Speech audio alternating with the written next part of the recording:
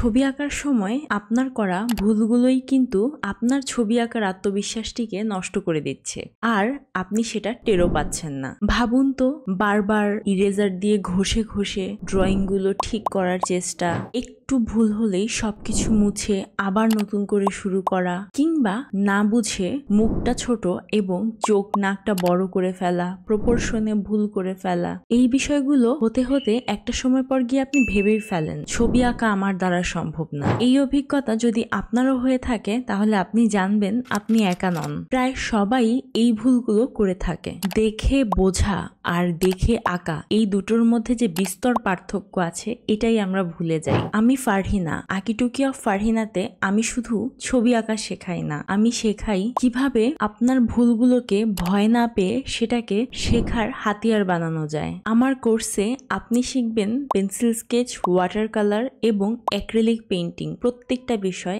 একদম ধাপে ধাপে। আমার অনেক শিক্ষার্থী বলতেন যে আমার হাতে তো ঠিক মতো তুলি ওঠে না, আর এখন এই কোর্সটি করে তারাই গর্বের সাথে নিজেদের আর্টওয়ার্কগুলোকে ফ্রেমে বাঁধাই করেন। নতুন ব্যাচ শুরু হচ্ছে খুব শীঘ্রই। আপনি যদি বিস্তারিত জানতে চান তাহলে অবশ্যই ইনবক্সে যোগাযোগ করুন। এইবার ছবি আঁকা শুরু হোক ভয়ের নয়, আত্মবিশ্বাসের সাথে।